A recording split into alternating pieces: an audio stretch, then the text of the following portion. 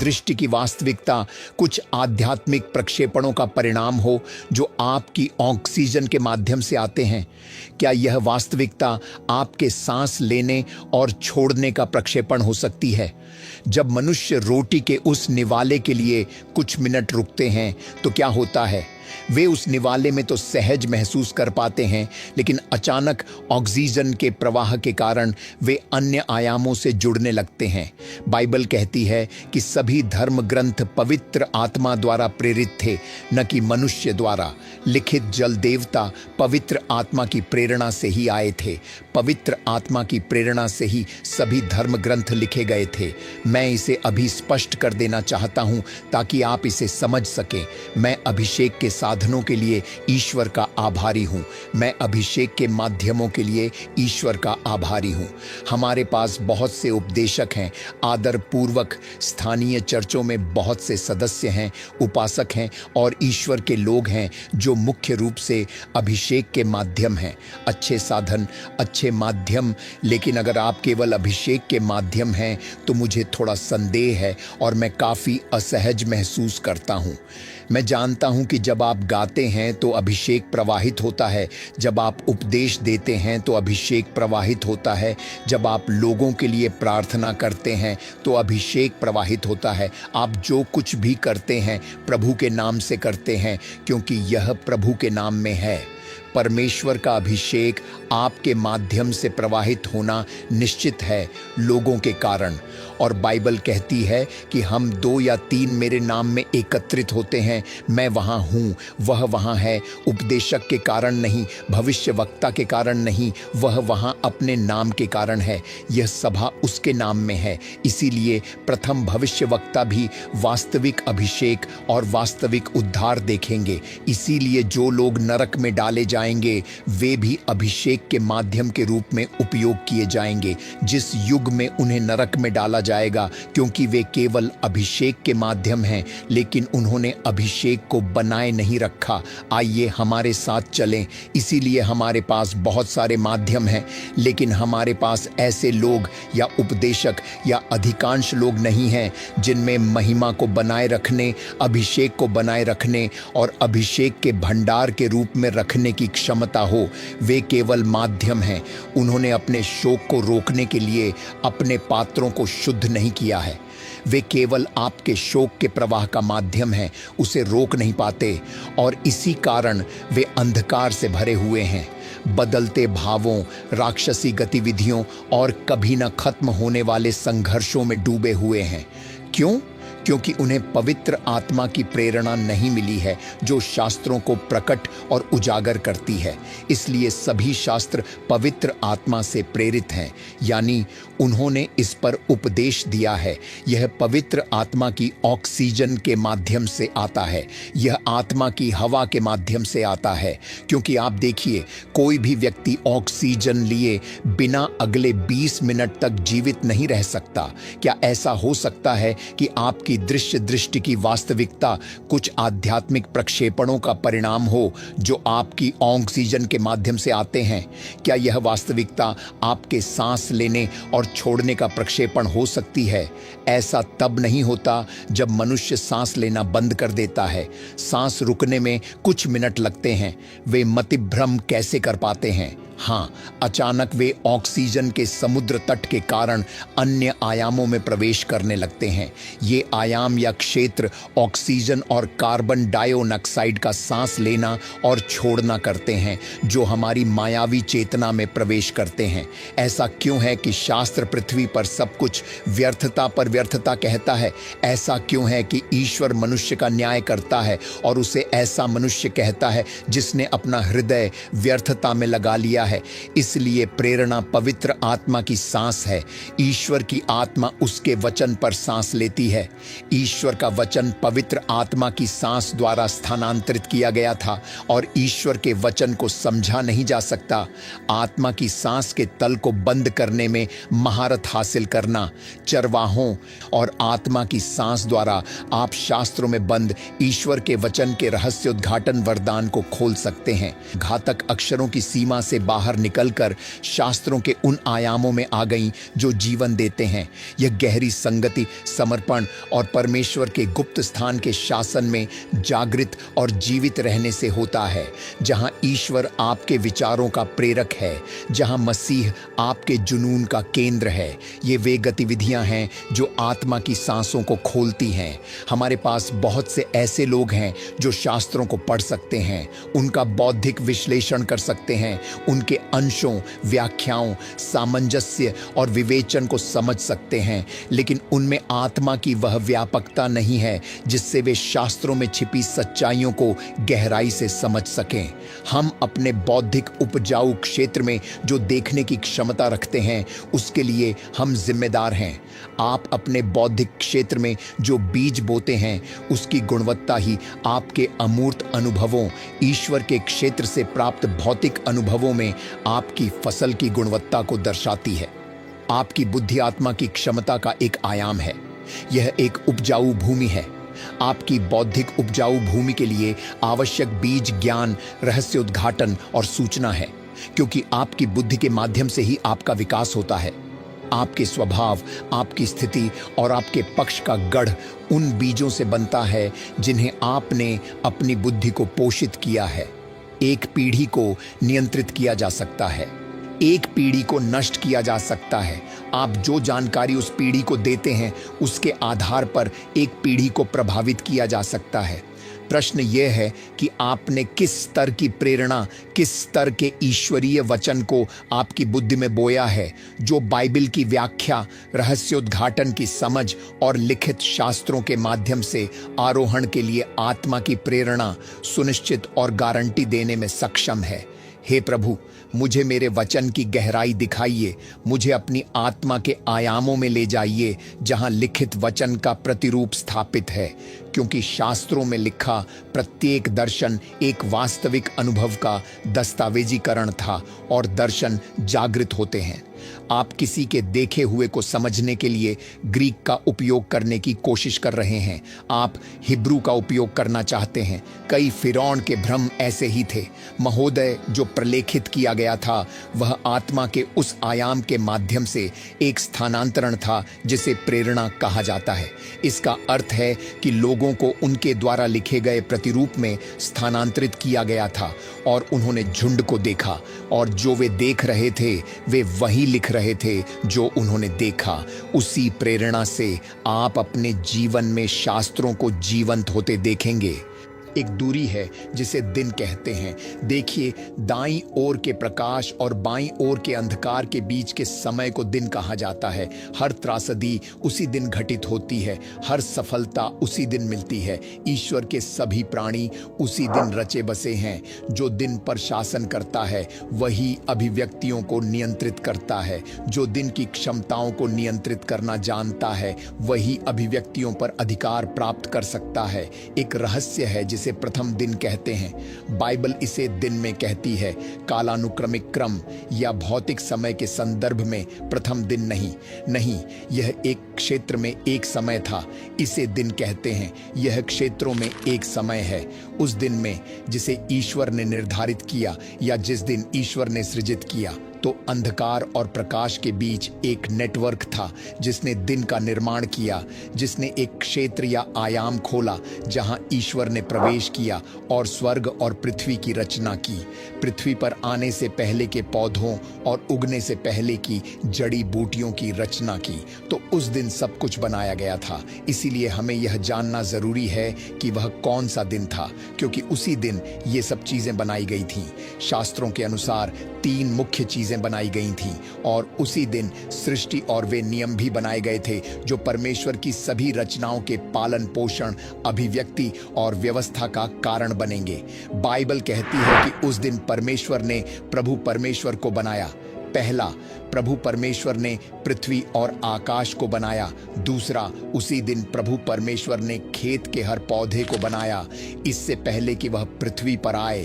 तीसरा, उसी दिन प्रभु परमेश्वर ने खेत की हर जड़ी बूटी को बनाया, इससे पहले कि वह उगे, क्योंकि उसी दिन एक सिद्धांत स्थापित किया गया था।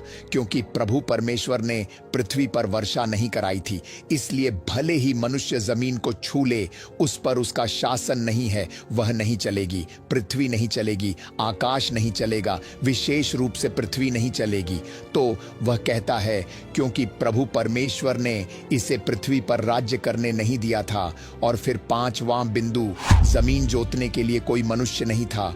तो हमने सिद्धांतों और एक सत्ता के प्राणी को देखा, एक मानव प्राणी जिसे परमेश्वर के प्राणियों, स्वर्ग से पृथ्वी तक की मंशाओं की अभिव्यक्ति में भाग लेना होगा।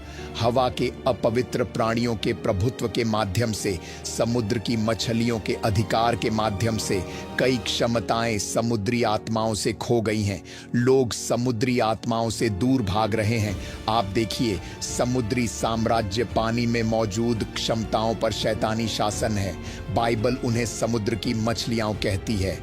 महोदय, शास्त्र के अनुसार हमारे प्रभुत्व का एक हिस्सा समुद्र की मछलियों पर है। जागिए, कृपया अपने धर्म को बनाए रखिए।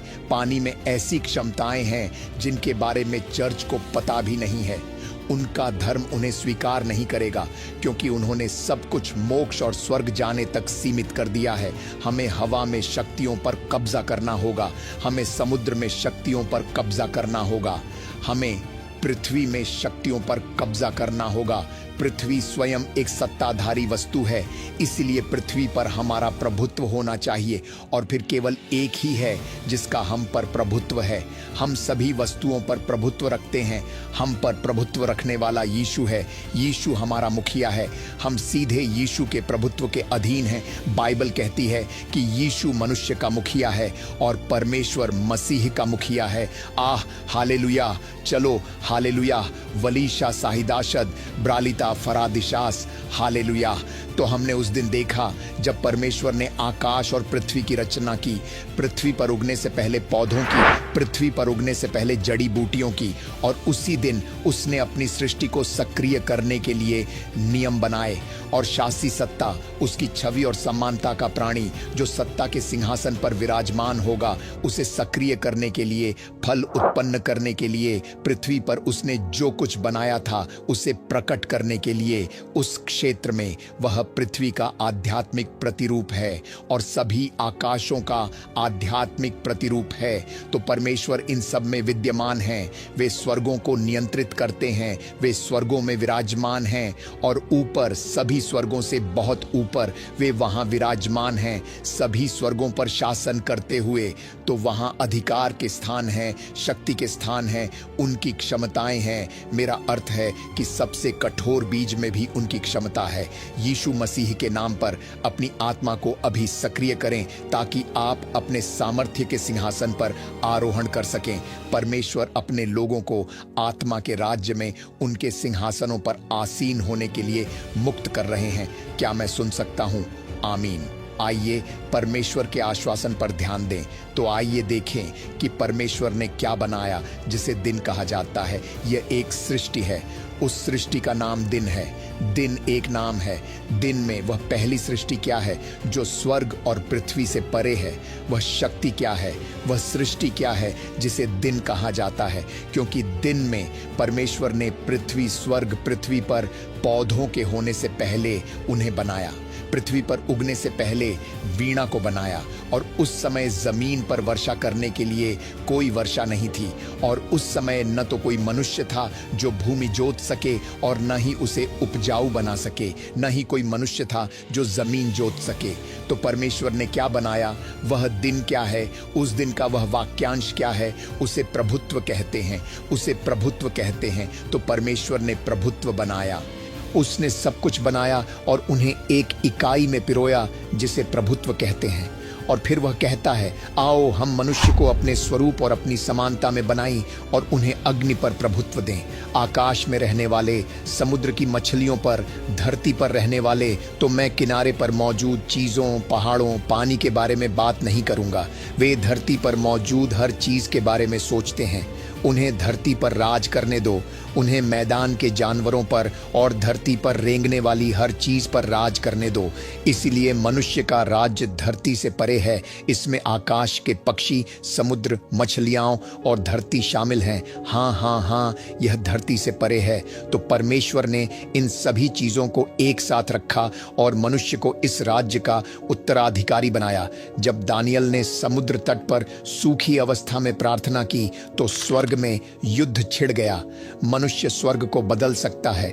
मनुष्य स्वर्ग में युद्ध करवा सकता है। मनुष्य स्वर्ग में प्रतिक्रिया उत्पन्न कर सकता है।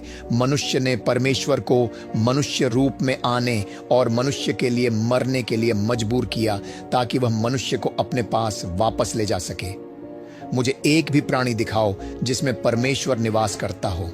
मुझे एक भी प्राणी दिखाओ जिसके लिए परमेश्वर मरने आया हो। तुम नहीं जानते कि तुम कौन हो। बाइबल यह भी कहती है कि स्वर्गदूत मनुष्य के सेवक हैं। मुझे एक ऐसा प्राणी दिखाओ जो ईश्वरत्व की संपूर्णता का निवास स्थान बन गया हो, शाश्वत निवास स्थान। बाइबल कहती है कि परमेश्वर को यह प्रसन्नता हुई जो ईश्वरत्व को धारण करता है, एक मनुष्य है, और उसे यह प्रसन्नता हुई कि मनुष्य को ईश्वरत्व की संगति में स्वागत किया जाए। इस प्रकार उस संगति में पिता, पुत्र और पवित्र आत्मा दशकों से, अरबों वर्षों से मौजूद हैं। लेकिन उद्धार के बाद उस संगति के समुदाय में मनुष्य ही आधार है। गैब्रियल नहीं, माइकल नहीं, कोई भी करूब नहीं, कोई भी सायरन नहीं, कोई भी प्रधानता नहीं, कोई भी शक्ति नहीं, कोई भी शासक नहीं, कोई भी आत्मा नहीं। बाइबल कहती है परमेश्वर ने अपने स्वर्गदूतों के पुत्रों को कहां बुलाया है, लेकिन वह कहता है क्योंकि तुम जीवित परमेश्वर के पुत्र हो, उसकी दिव्य प्रकृति के भागीदार, पृथ्वी पर परमेश्वर के हितों के शासक, इसीलिए हम परमेश्वर और उसकी योजनाओं, अन्य प्राणियों, वायु में प्रधानताओं और वायु के पक्षियों के बीच खड़े हैं। तुम तो जानते भी नहीं कि हम कौन हैं। ईश्वर ने ऐसे प्राणी बनाए हैं जिन पर हमें शासन करना है। अरबों आत्माएं हमारे शासन की प्रतीक्षा कर रही हैं। तुम नहीं जानते कि हम अनंत काल तक कैसे राज करेंगे। हे भगवान, तुम्हें अपने आप को पहचानना शुरू करना होगा। राजा चरवाहे के रूप में अपनी भूमिका को समझो। ईश्वर ने विभिन्न आयामों के अरबों प्राणी बनाए हैं, लेकिन हमें उनके साथ शासन करना है। इन प्राणियों पर शासन करते हुए हम ईश्वर के हितों का प्रतिनिधित्व करते हैं, उनकी मध्यस्थता करते हैं। अन्य प्राणियों, अन्य लोकों और आयामों, अपनी शक्ति को पहचानो। पहली बार जल में चेतना आई। जब जल में चेतना लौट आती है तो मनुष्य को डुबाने में सक्षम कोई गुरुत्वाकर्षण नहीं रह जाता। वह जमीन की तरह ठोस हो जाता है। जल जानता है कि उसका राजा कौन है। जब यीशु आए तो वह राजा थे, राजकुमार थे। हम किसी भी जल को, उनके रक्त को, उनके प्रभाव को कमजोर नहीं करने दे सकते। हम उन्हें जल से नहीं रोक सकते, उनके पैर नहीं पकड़ सकते। और यीशु जल पर चलने लगे, पानी, समुद्र, क्योंकि परमेश्वर नहीं जानता था कि प्रेरित पौलुस कौन है। इसलिए 2 बार वह टूटा, पलटा, उसने उसकी भेड़ों को नष्ट कर दिया और वह एक सागर के बीच में खो गया। और अचानक समुद्र की शक्तियों ने मिलकर कहा, आह, दुष्टों ने परमेश्वर के पुत्र की भेड़ों को नष्ट कर दिया है। भले ने कहा, आह। वे सतह पर आए और पौलुस को समुद्र के गर्भ में ढक लिया। आमीन। इसे भूल जाओ, क्योंकि ये समुद्र की मछलियां हैं जिन्होंने अभी तक परमेश्वर के विरुद्ध विद्रोह नहीं किया है। क्या तुम जानते हो कि समुद्र में उपदेशक हैं? मैं बोल नहीं सकता, इसीलिए मैंने कहा कि मैं अब भी बोल नहीं सकता। कुछ बातें ऐसी हैं जिन्हें तुम समझ नहीं सकते। तुम्हारे लिए हमारा राज्य शुरू हो गया है। समुद्र की धर्मी मछलियों ने देखा कि पवित्र पुरुष, परमेश्वर का पुत्र, उनके शासकों में से एक दुष्ट, भ्रष्ट, विद्रोही मछलियों द्वारा नष्ट कर दिया गया। उन्होंने देखा कि दुष्ट, विद्रोही मछलियों ने गरीबों की भेड़ों को नष्ट कर दिया था और वह आदमी समुद्र की गहराई में डूब गया था। तभी पवित्र और आज्ञाकारी मछलियां आईं। ये आत्माएं हैं भाई। मैं सामान्य मछलियों की बात नहीं कर रहा हूं, बल्कि वे एक अलग प्रकार के जीवन की हैं, एक अलग प्रकार की बुद्धि और क्षमताओं की है।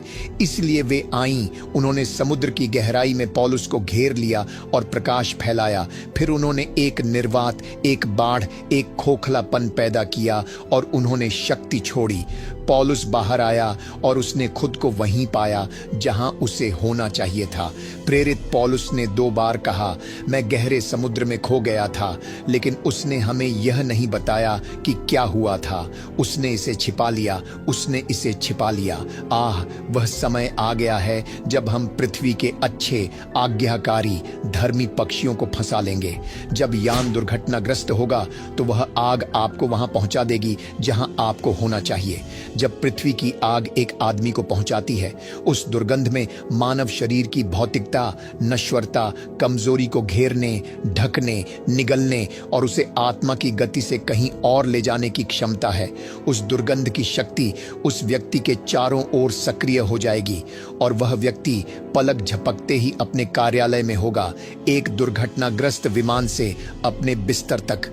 खाद्य विषाक्तता का अंत तब होगा जब हम पुनः प्राप्त करेंगे और पुनः अधिकार प्राप्त करेंगे। समुद्र की मछलियां और वह सब कुछ जो अभी आपके लिए गहरा है।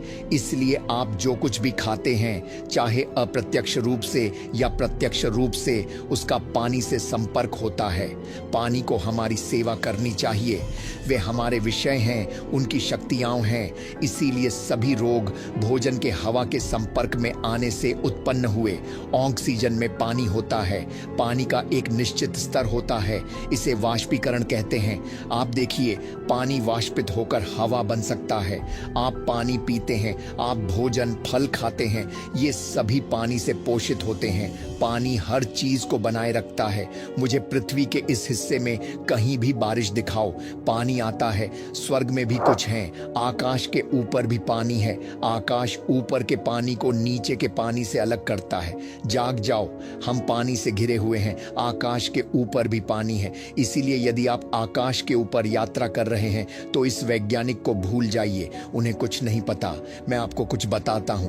यदि आप यहां से पार करते हैं, यदि आप कभी आकाश को पार करते हैं, तो आप जानते हैं कि आकाश में ग्रह शामिल हैं। सभी ग्रह आकाश के भीतर हैं। 7 ग्रहों को पार करने वाले किसी भी व्यक्ति को दूसरे आयाम में प्रवेश करने से पहले पानी से मिलना होगा। और फिर जब आप वहां प्रवेश करते हैं तो वहां आपको जीव दिखाई देते हैं, आपको अजगर दिखाई देंगे, आपको अच्छे अजगर दिखाई देंगे, आपको बुरी आत्माएं दिखाई देंगी। वह दूसरा स्वर्ग है। आपको प्रधानताएं दिखाई देंगी। वह आयाम था जिससे माइकल ने पृथ्वी पर आने और डैनियल को जवाब देने से पहले संघर्ष किया था। समुद्री आत्माएं। आप अपने स्वप्न लोक में उस आयाम में जाते हैं, वहीं पर आपको अजगर, वो भयानक जीव दिखाई देते हैं। उस आयाम का द्वार है जहां से आप सपनों में प्रवेश करते हैं। क्या आप सावधान हैं? क्या आप जानते हैं कि हमारा प्रभुत्व उसी आयाम में है?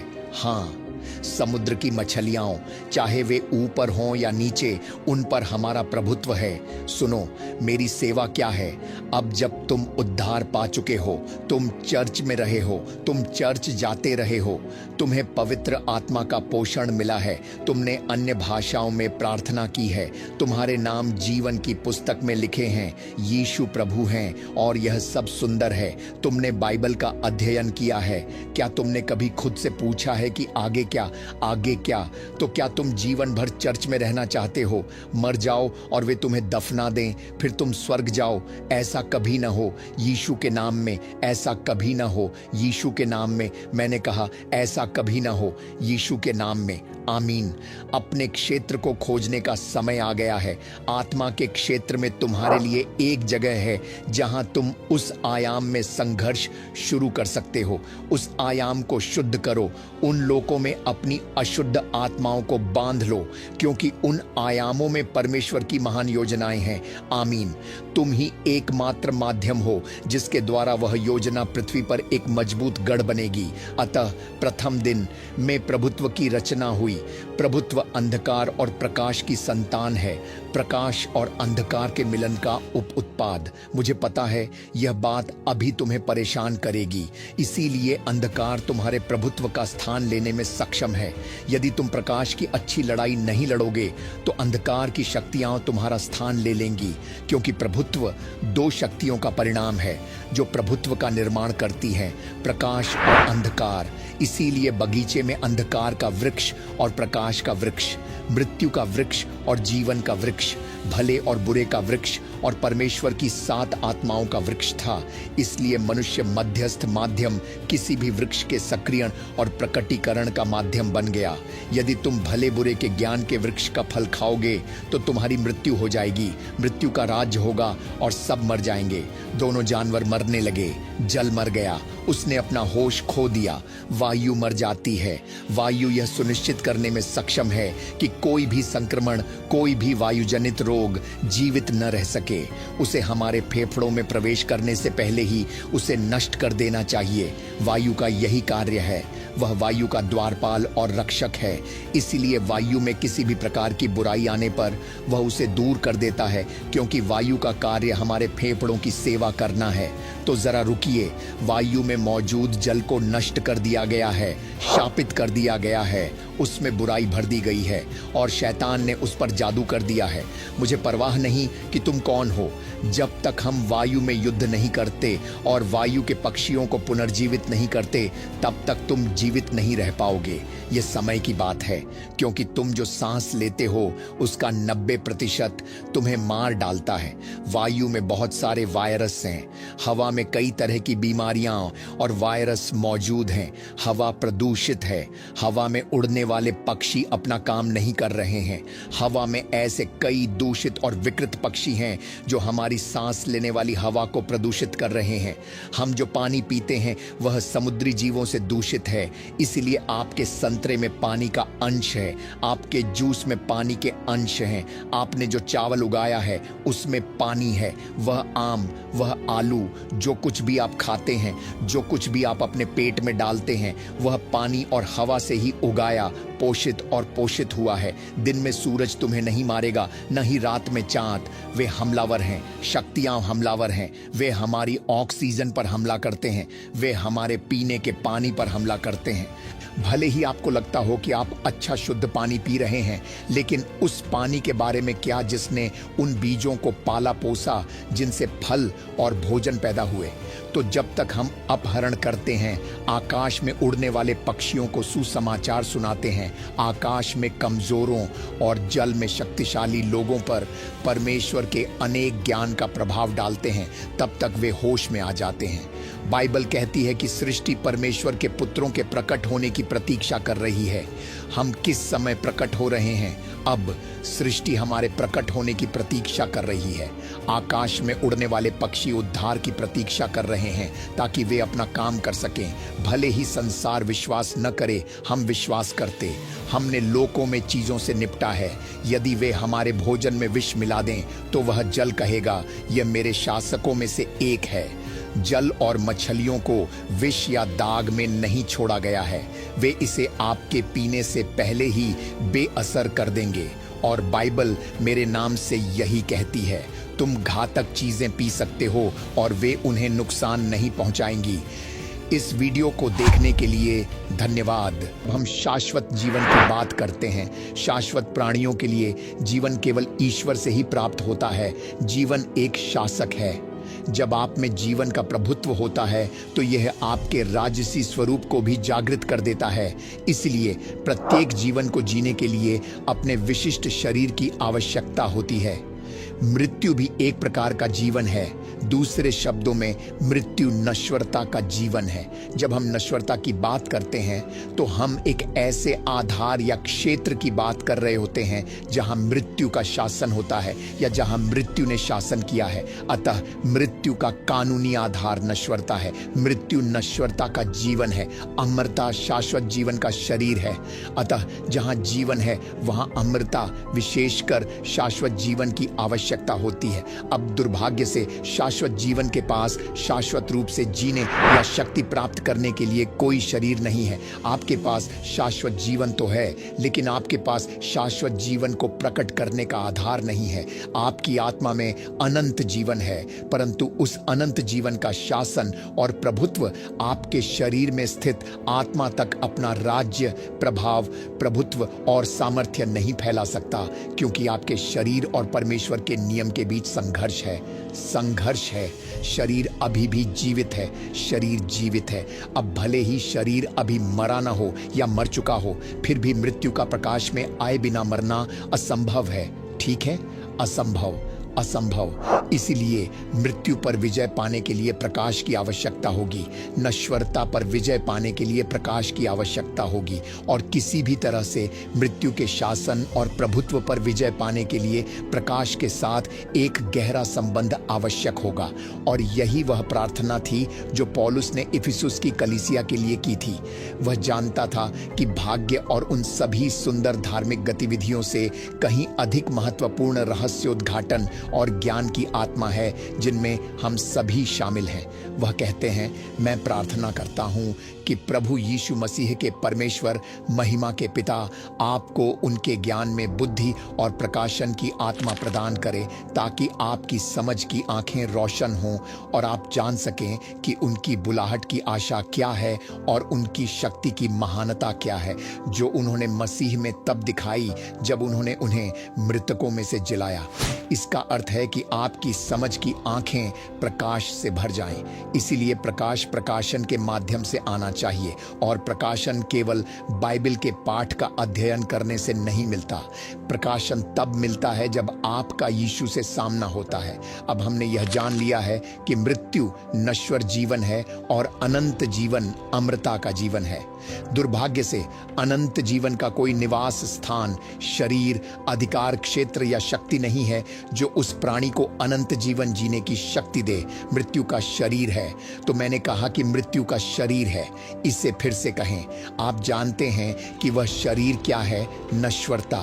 देखा, मृत्यु का शरीर है, और शरीर के बिना मृत्यु के पास शासन करने, मारने, नष्ट करने या चुराने की कोई शक्ति नहीं है। इसीलिए मृत्यु का एक शरीर है। मृत्यु का एक शरीर है, और वह शरीर हमारे द्वारा खाए गए अनेक खाद्य पदार्थों से बना है। जब मैं भोजन की बात करता हूं तो मेरा तात्पर्य शाब्दिक भोजन से नहीं है। मेरा तात्पर्य आपके कर्मों से है। हर बार जब आप पाप करते हैं तो आप कुछ ऐसा खाते हैं जो आपकी देह को पोषण देता है, और फिर आपकी देह बढ़ती है।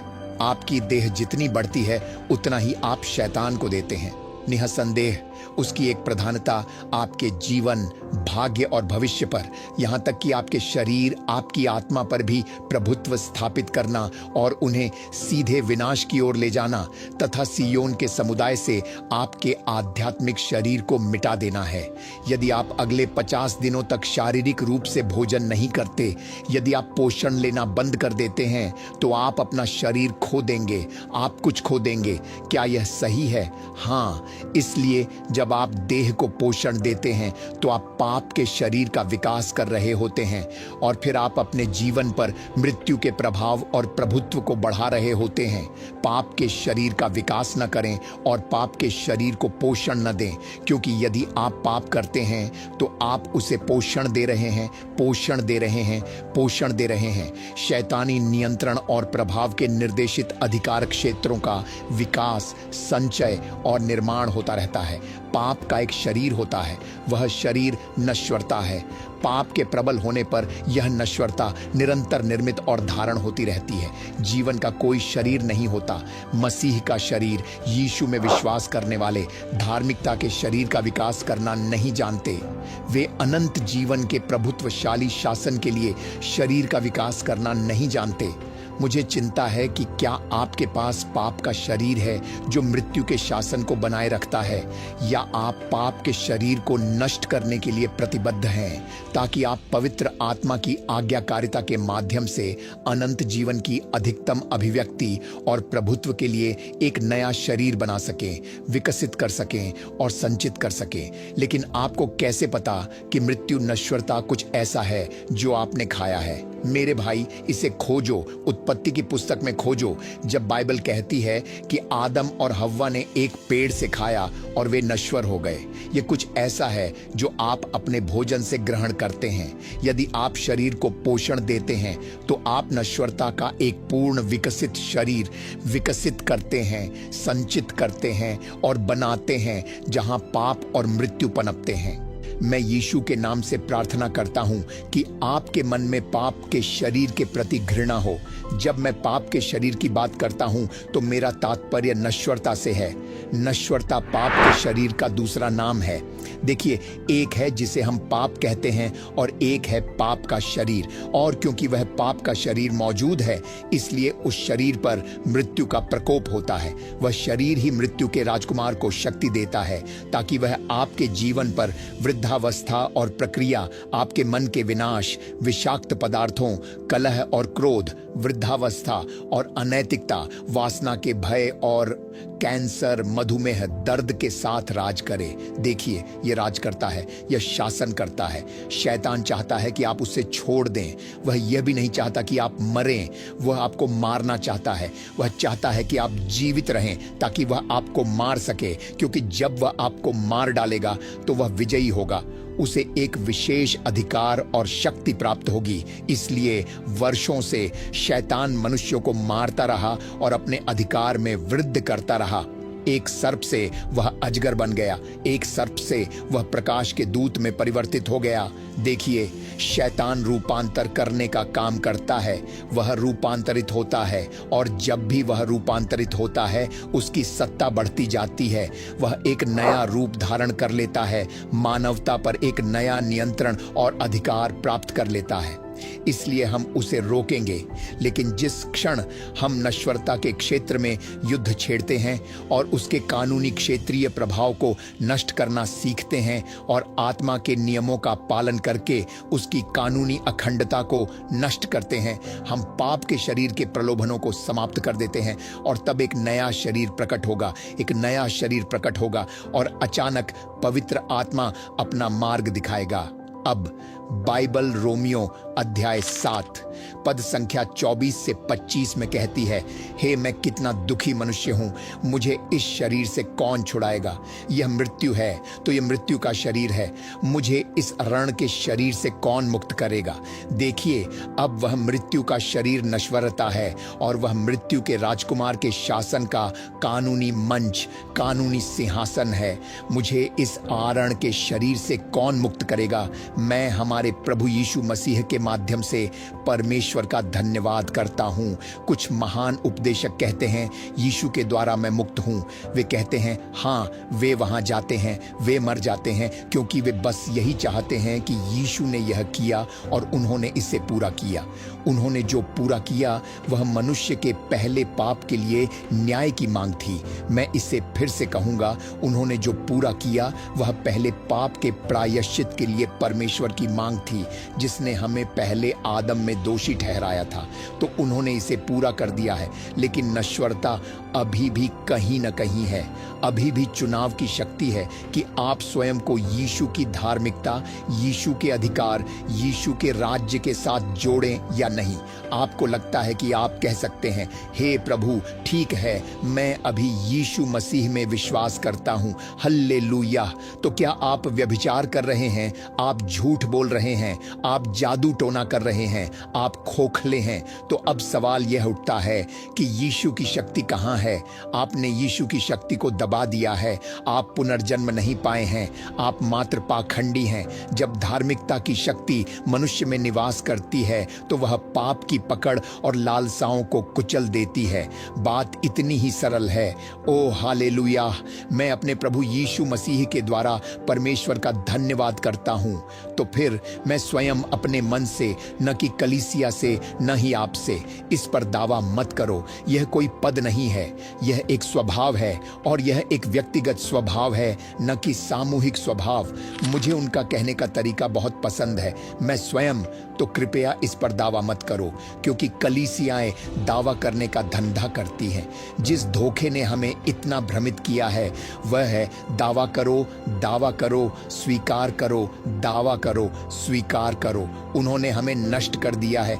इसलिए शास्त्रों में लिखी छोटी छोटी बातों पर ध्यान दें और इस भ्रम, इस धोखे से दूर भागे।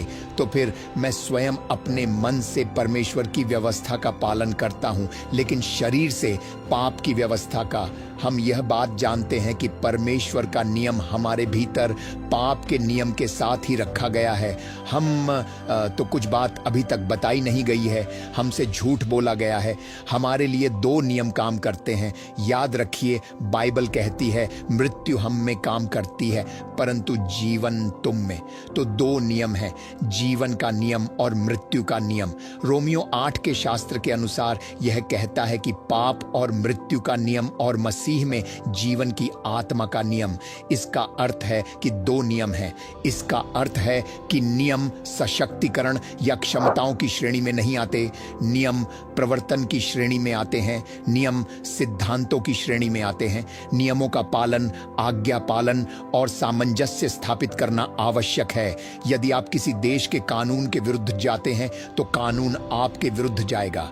यदि आप किसी देश का कानून तोड़ते हैं तो आपको उस देश का कानून तोड़ने के परिणाम भुगतने होंगे। इसलिए नियम वरदान नहीं है, नियम व्यक्ति से कहीं ऊपर है। तो आप देखते हैं, क्या आप मरना चाहते हैं? आप कह रहे हैं कि आप मर जाते हैं। पाप और मृत्यु के नियम की बात कर रहे हैं। तो पौलुस ने कहा, मैं जानता हूं कि मेरे पास यह पाप का शरीर है, लेकिन अब मैं जानता हूं कि मुझे क्या करना है। मसीह में अपने मन से मैं स्वयं परमेश्वर के नियम की सेवा करता हूं। मैं सेवा करता हूं। अब यहां कोई पुत्रत्व नहीं है, कोई उत्तेजना नहीं है, केवल सेवा भाव है। मैं परमेश्वर का धन्यवाद करता हूं कि हमारे प्रभु यीशु मसीह के द्वारा, तो फिर मैं अपने मन से परमेश्वर के नियम की सेवा करता हूं। मैं जीवन की आत्मा के नियम का सेवक बन गया हूं। परमेश्वर का नियम जीवन की आत्मा के नियम के समान है, क्योंकि उसने अध्याय 8 में आगे बढ़कर समझाया कि वह नियम क्या है और वह नियम क्या सक्रिय करता है। तो मैंने कहा, नियम से, अपने मन से, अपनी आत्मा से नहीं, यह मेरे मन से है, आत्मा से नहीं, मेरे मन से। तो अब मैं आपको बताने जा रहा हूं कि अमरता को कैसे सक्रिय किया जाए और एक नया शरीर कैसे बनाया जाए। तो मैं अपने मन से परमेश्वर के नियम की सेवा करता हूं और शरीर से भी, इसीलिए मेरे पास शरीर भी है। पौलुस ने स्वीकार किया कि उसके पास शरीर है। तो मन से आप परमेश्वर के नियम की सेवा कर सकते हैं, आप आज्ञा मान सकते हैं, आप दास बन सकते हैं। वास्तव में हम परमेश्वर के नियम की आज्ञा नहीं मानते, हम नियम की सेवा करते हैं। देखिए, जब आप किसी वस्तु की सेवा करते हैं तो इसका अर्थ है कि वह वस्तु आपका स्वामी है। इसका अर्थ है कि आपके पास करने के लिए कुछ नहीं है, आप में कोई प्रतिरोध नहीं है, आपकी अपनी कोई इच्छा नहीं है, आप एक दास हैं। देखिए, जब आप किसी वस्तु की सेवा करते हैं तो इसका अर्थ है कि आप उस वस्तु के दास हैं। आप परमेश्वर के नियम के पूर्ण दास हैं, आप परमेश्वर के वचन के साधन हैं। तो मैं अपने मन से परमेश्वर के नियम की सेवा करता हूं और मैं शरीर से भी कर सकता हूं। मैं, आप नहीं, आप मैं कहते हैं। तो पौलुस ने इसे व्यक्तिगत रूप दिया। वह जानता था कि अमर होने के लिए परमेश्वर के साथ दासता और आज्ञाकारिता के क्षेत्र में व्यक्तिगत कार्य करना आवश्यक होगा। क्योंकि मैं जानता था कि पौलुस अमर था, वह था। पौलुस की मृत्यु का कारण यह था कि परमेश्वर ने उसे उन लोगों में से एक होने के लिए बुलाया था जो अपने प्राणों का बलिदान देंगे। याद रखिए, 7 कलीसियाओं में से एक में एक कलीसिया ऐसी थी जहां लिखा था, मृत्यु तक विश्वास योग्य रहो। तो प्रेरित पौलुस उन लोगों में से एक थे जिन्हें प्रभु ने अपना प्राण बलिदान करने के लिए चुना था, क्योंकि परमेश्वर के पास एक विशेष पुरस्कार था। यह उन लोगों के लिए एक विशेष पुरस्कार है जिन्हें उसने अपने लहू को बलिदान करने के लिए विश्वास योग्य रहने के लिए बुलाया है। इससे पहले कोई भी पौलुस को मार नहीं सकता था। आपको पता है कि एक विषैले सांप ने उसे हरा दिया था। उसने विषनाशक दवा नहीं ढूंढी, बल्कि उसे आग में झोंक दिया। वह चलता रहा। वह गहरे समुद्र में खो गया था, है ना? उसका जहाज डूब गया था। वह गहरे समुद्र में, समुद्र के बीचों बीच खो गया था, और वह मरा नहीं। उसे कहीं और भेज दिया गया था। बाइबल कहती है कि उसे पत्थर मारकर मार डाला गया था। उन्होंने उसकी नब्ज जांची, वह मर चुका था। तो मैं हर उस व्यक्ति को जानता हूं जो अमर रहा। मैं जानता था। तो हम रहस्य जानते हैं, इसलिए धार्मिकता के प्रति हर प्रतिबद्धता एक व्यक्ति को अमर बना देती है। हो सकता है कि आप इसे अभी महसूस न करें, लेकिन आप देखेंगे कि जब दूसरे मर रहे होते हैं तो आपको समझ नहीं आता कि आप क्यों नहीं मर रहे हैं। तो पौलुस कहता है, उसने मन से परमेश्वर की व्यवस्था का पालन किया। सवाल यह है कि कौन सी व्यवस्था? क्योंकि जीवन की आत्मा की व्यवस्था, यही वह व्यवस्था है। मसीह में यीशु ने मुझे पाप और मृत्यु की व्यवस्था से मुक्त किया है। इसका मतलब है कि प्रेरित पौलुस ने उस व्यवस्था का पालन किया जिसने उससे पाप और मृत्यु की व्यवस्था से मुक्त किया। लेकिन बड़े बड़े उपदेशक आपसे झूठ बोलेंगे कि आपने व्यवस्था को पहले ही पा लिया है और आप पाप और मृत्यु से मुक्त हैं। जानते हैं क्यों? क्योंकि शास्त्रों की गिनती के धोखे के कारण। याद रखिए, कोई गिनती नहीं थी। यह अध्याय 7, 10 से 8 तक था, तो इसमें निरंतरता थी। क्या आप मेरी बात सुन रहे हैं? हमने अभी अध्याय 7 पढ़ा और उस दुखी मनुष्य के बारे में बात की जो मैं हूं। मुझे इस मृत्यु के शरीर से कौन छुड़ा सकता है? फिर वह लिखते हुए नीचे गया। उसने कहा, मैंने मन से परमेश्वर की व्यवस्था का पालन किया। और यदि मैंने व्यवस्था का पालन किया, पाप किया, या मैंने उसकी सेवा इसलिए की क्योंकि मैंने उसकी सेवा शरीर से की है, तो मैं सेवा कर सकता हूं, मैं शरीर बन सकता हूं, मृत्यु के अधीन पाप कर सकता हूं, या मैं मन से परमेश्वर की व्यवस्था का पालन कर सकता हूं। तो फिर परमेश्वर की व्यवस्था क्या है? मसीह यीशु में जीवन की आत्मा की व्यवस्था। तो जब आप उस व्यवस्था का पालन करते हैं तो यह आपको मुक्त कर देगी। एक पापी के रूप में यह वैधता है। नश्वरता एक कानूनी मंच है, एक कानूनी क्षेत्र है। इसलिए गैर कानूनी को बाहर करने के लिए, कानूनों पर विजय पाने के लिए एक कानून की आवश्यकता होती है। तो जब हम आणव और जीवन के बारे में बात करते हैं तो वे सिय्योन के न्यायालयों में नियंत्रित होते हैं। वे सिय्योन के राजकुमारों, प्रधानों द्वारा नियंत्रित होते हैं। आप उठें, अपनी आत्माओं में उठें और परमेश्वर की गहराई का अध्ययन करें। मृत्यु से आपकी स्वतंत्रता के लिए बातचीत करने के लिए जीवन की आत्मा की व्यवस्था की आवश्यकता होती है। यह एक बातचीत है। यह व्यक्ति 21 वर्षों से उस अनैतिकता के साथ जी रहा है। कोई कलह नहीं, कोई लालच नहीं। इसे देखो, आपके पास कोई कानूनी शक्ति नहीं है। बातचीत के लिए कोई सौदा नहीं होगा। उसे मुक्त करो। आपका अधिकार समाप्त हो गया है, क्योंकि इसमें निरंतरता रही है। यह एक निरंतर प्रक्रिया है। सम्मान की तलाश, हमारे लिए सम्मान की तलाश, महिमा की नहीं। पहले सम्मान, फिर महिमा, फिर जीवन और अमरता। आपने कहा, उन्होंने कहा कि एक बड़े घर में सम्मानित होने योग्य पात्र होते हैं और अपमानित होने योग्य पात्र होते हैं। वह कहते हैं, जो सम्मानित होना चाहता है वह इन चीजों से खुद को शुद्ध करे, वह सम्मान का पात्र होगा। परमेश्वर की नियुक्ति इन अंतिम दिनों में उपयोग किए जाने के योग्य है। वह कहते हैं, जो प्रभु के नाम का नाम लेता है वह अधर्म से दूर रहे, क्योंकि परमेश्वर अपने लोगों को जानता है। परमेश्वर की नींव दृढ़ है। किसी को आपको मूर्ख न बनाने दें। किसी उपदेशक को आप पर प्रभाव न डालने दें।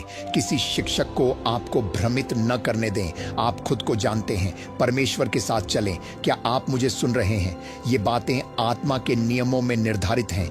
यह किसी उपदेशक के प्रति आपकी प्रतिबद्धता, या किसी शिक्षक के प्रति आपकी प्रतिबद्धता, या किसी के कहे पर निर्भर नहीं है। यह आत्मा के नियमों में है। के 3 द्वारों को अपने नियंत्रण कस्टडी में लेने और कुछ न्यूरॉन्स को सक्रिय और निष्क्रिय करने के बारे में बात करना चाहता हूं, ताकि वे अपने दैवीय स्वरूप और रूपरेखा ब्लूप्रिंट के अनुसार संरेखित और प्रसारित हो सकें। आज हमारे शरीर में जो कुछ भी गलत होता है उसका 90% और यहाँ तक कि हमारे भविष्य में भी जो होगा वह मस्तिष्क की कोशिकाओं के भीतर घटित हो रहा है।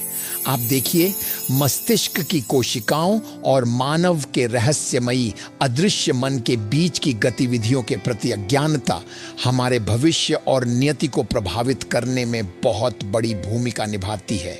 आपको समझना होगा कि परमेश्वर की प्रत्येक रचना के पास कुछ आध्यात्मिक कानून होते हैं जो उसकी कार्य प्रणाली की रक्षा करते हैं, शासन करते हैं और उसे निर्देश देते हैं। यही कारण है कि परमेश्वर के साथ हमारी सहभागिता परमेश्वर की 7 आत्माओं के माध्यमों से होती है। परमेश्वर चाहते हैं कि हम अपने मन और मस्तिष्क की कोशिकाओं, जिन्हें मैं न्यूरॉन्स को स्वस्थ रखें, कहता हूं कि बीच के आपसी संबंधों का प्रभार लें, क्योंकि मस्तिष्क की कोशिकाओं और मानव मन के बीच एक गुंथा हुआ संबंध है। यदि हम इन 2 आयामों के बीच के संबंध को नहीं समझते कि वे कैसे आपस में जुड़े हैं, वे कैसे सहयोग करते हैं और वे आपस में विद्युत आवेगों इलेक्ट्रिकल इम्पल्सेस को कैसे प्रसारित करते हैं, तो आप अभूतपूर्व घटनाओं और परिस्थितियों का सामना करेंगे जिनके बारे में आपने सोचा भी नहीं था कि वे कभी प्रकट हो सकती हैं। जीवन उन अमूर्त प्रभावों एब्स्ट्रैक्ट इन्फ्लुएंसेस का कार्य है जो आपके मस्तिष्क की कोशिकाओं के माध्यम से प्रवेश करते हैं। निस्संदेह, यदि आप यह नहीं जानते कि अपनी मस्तिष्क की कोशिकाओं और मन या उन लोगों जो मन के माध्यम से प्रभावित होते हैं के बीच की गतिविधियों में कैसे हेरफेर या प्रभाव डालना है, तो आप जीवन की अभूतपूर्व गतिविधियों या समस्याओं का सामना करेंगे। भले ही आप एक नया जन्म पाया हुआ बोर्न अगेन विश्वासी क्यों न हो, ऐसी चीज़ें जिनके स्रोत के बारे में आप जानते भी नहीं हैं आपके जीवन में प्रकट होने लगेंगी। लेकिन आज रात के बाद आपके पास मन, मस्तिष्क की कोशिकाओं और आपके भविष्य के बीच के अंतर संबंधित आयामों पर महारत होगी। आप प्रभारी होंगे, अपने अमूर्त मन के भीतर मौजूद विद्युत आवेगों का प्रभार लेकर परमेश्वर की इच्छा को प्रकट करने में सक्षम होंगे। यह महत्वपूर्ण है कि हमें इन चीज़ों पर महारत हासिल हो। क्या मैं आपसे एक प्रश्न पूछ सकता हूं? क्या आपके पास मन है? ठीक है। यदि आपके पास मन है तो क्या आपने इसका अध्ययन किया है? आप अपने मन के बारे में क्या जानते हैं? मैं आपसे बस एक सरल प्रश्न पूछना चाहता हूं। आप जो कुछ भी जानते हैं वह अपनी बाइबल के बारे में है, लेकिन प्रश्न ये है, बाइबल मन के बारे में क्या कहती है? आइए पहले कम से कम मन से शुरुआत करें। ठीक है, आप कहते हैं कि आपके पास मन है, सही है। मन का कार्य क्या है? आपके पास मन क्यों है? मान लीजिए आपके पास एक शरीर है, आपके पास मन है, आपके पास मस्तिष्क की कोशिकाएं हैं, आपके पास अपनी मस्तिष्क कोशिकाओं के भीतर विद्युत आवेग हैं और आपके पास विचार, कल्पनाएं और भावनाएं हैं। आज रात मेरा आपसे प्रश्न है, इन कारकों के क्या कार्य हैं जो आपके मन के संकायों, फैकल्टीज के भीतर मौजूद हैं? मन आपके भविष्य को कैसे प्रभावित करता है? मन आपके शरीर को कैसे प्रभावित करता है? मन उस पर कैसे प्रभाव डालता है जो आप बन रहे हैं और जो आप बनेंगे? वे कौन सी क्षमताएं, वास्तविकताएं और कार्य प्रणालियां हैं जो संभवतः आपके मन की कार्य क्षमता को लाभ पहुंचा सकती हैं या नुकसान पहुंचा सकती हैं? क्या आपका अपने मन पर नियंत्रण है? क्या आप जानते हैं कि शैतान आपके मन के बारे में क्या जानता है? आपको क्या लगता है कि मन के 3 संकायों को न समझने से क्या परिणाम हो सकते हैं? कभी कभी हम अक्सर खाना पीना चाहते हैं और सोचते हैं कि जीवन जो कुछ भी आता है और जाता है उसी का एक कार्य है। नहीं श्रीमान, हमारे जीवन में जो होता है उसके लिए हम या तो अप्रत्यक्ष रूप से जिम्मेदार हैं या प्रत्यक्ष रूप से।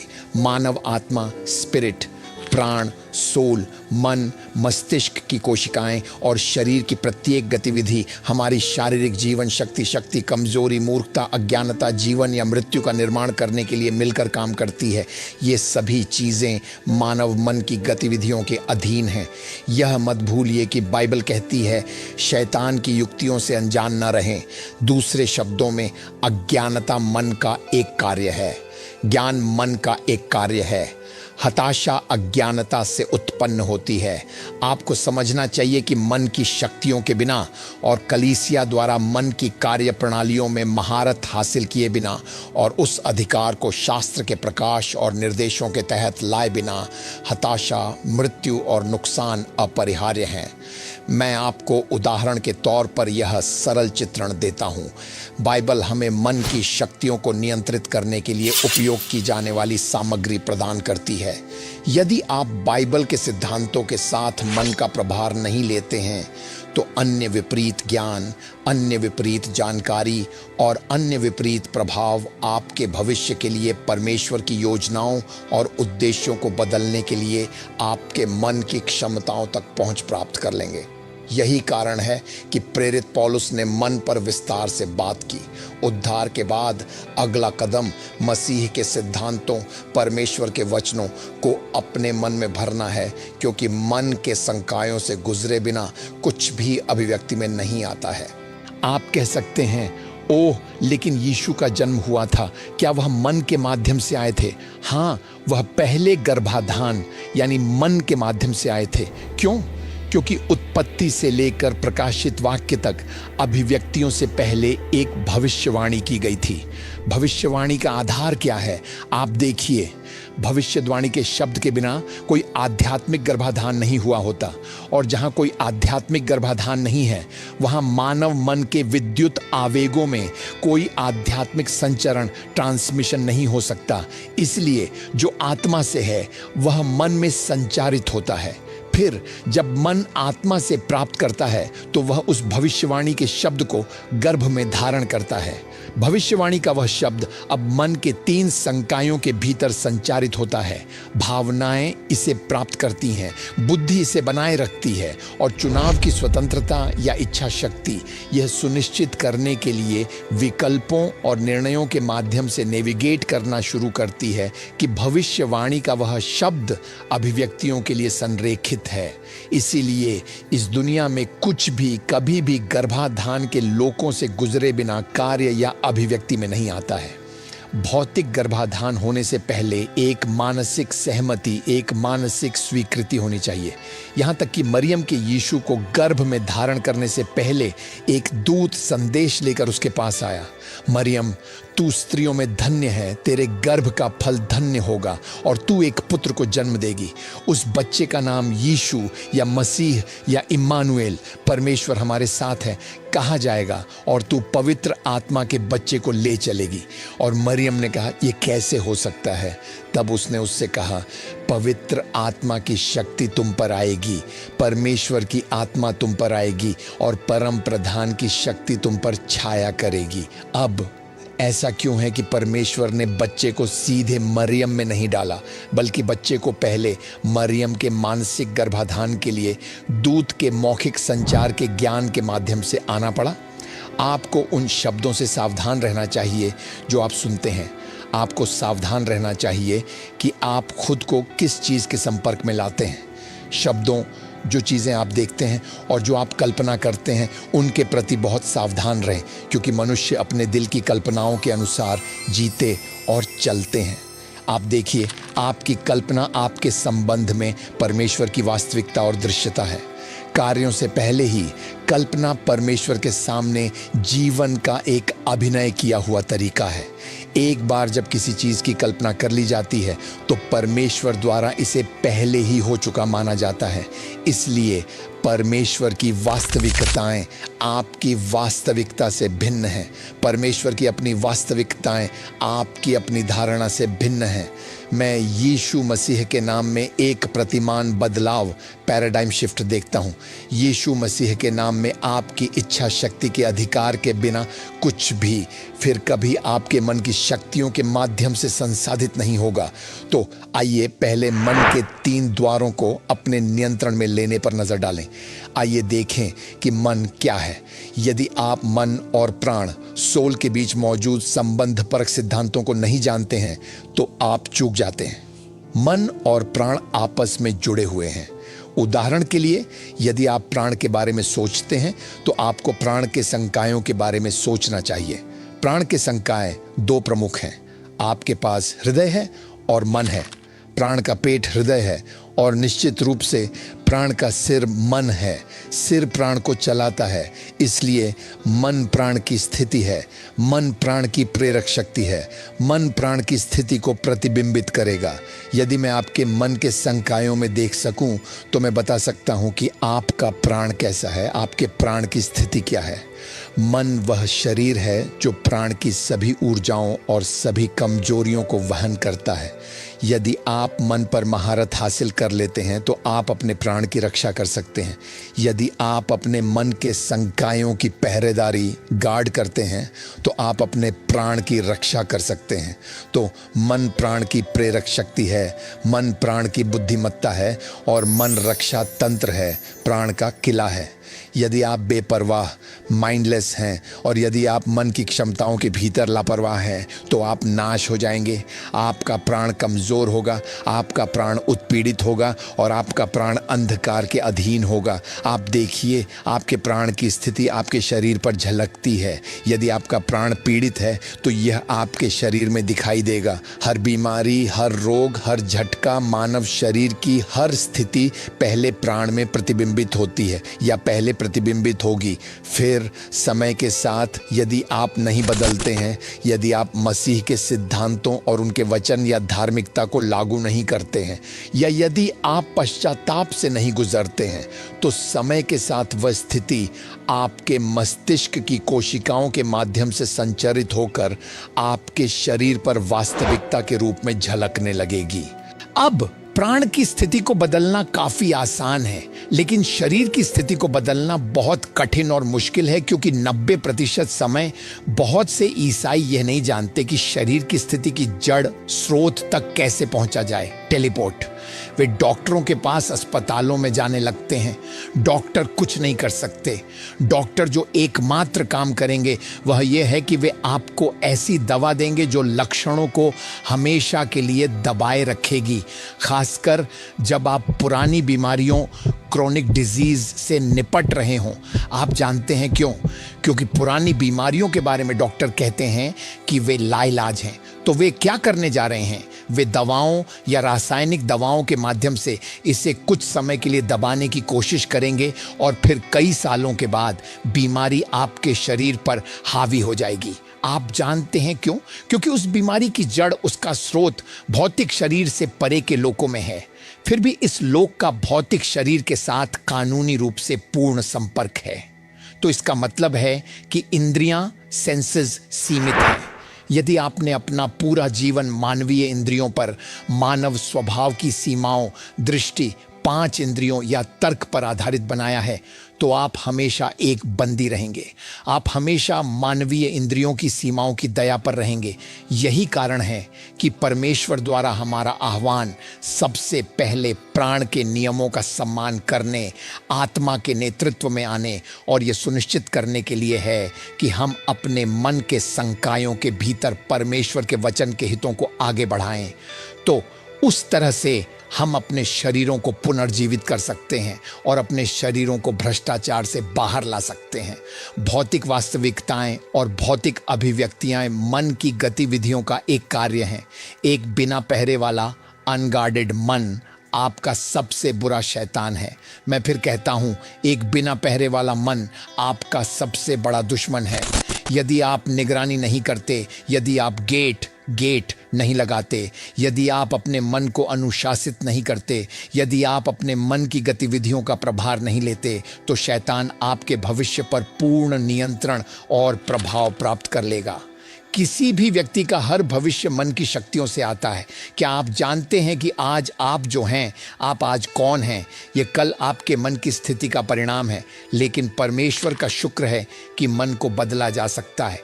मन के चर वेरिएबल्स अनंत हैं। मन अभूतपूर्व परिवर्तनों से गुजर सकता है। मन अनंत परिवर्तनों से गुजर सकता है।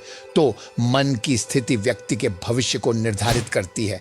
बाइबल कहती है, जैसा मनुष्य अपने मन में सोचता है वैसा ही वह है। सोचना मन के संकायों में से एक है, पूरा मन भी नहीं। इसलिए सोचने के चैनलों, सिद्धांतों और कानूनों के माध्यम से व्यक्ति वास्तव में यह अनुमान लगा सकता है कि भविष्य क्या बनेगा। यदि आप मन की क्षमताओं के माध्यम से चलने वाले विचारों को नियंत्रित करते हैं तो आप भविष्य की भविष्यवाणी कर सकते हैं। इसलिए हमें केवल बेहतर भविष्य की प्रतीक्षा नहीं करनी चाहिए और सोचने की शक्ति के साथ कुछ भी नहीं करना चाहिए। मैं हमेशा सोचता हूँ, जब चीज़ें गलत हो रही होती हैं तो मैं उन्हें विचारों के लोकों के माध्यम से सुधारता हूँ। उन झूठे, अस्वीकार्य, दर्दनाक, निष्फल या अनुत्पादक क्षणों में बह न जाएं जो यह सुनिश्चित न करके आपके भविष्य के साथ विश्वासघात करते हैं कि आप अपनी तत्काल परिस्थितियों को पुनर्गठित करने और सुधारने के लिए फिर से विचार करें ताकि वे भविष्य में प्रतिबिंबित न हों।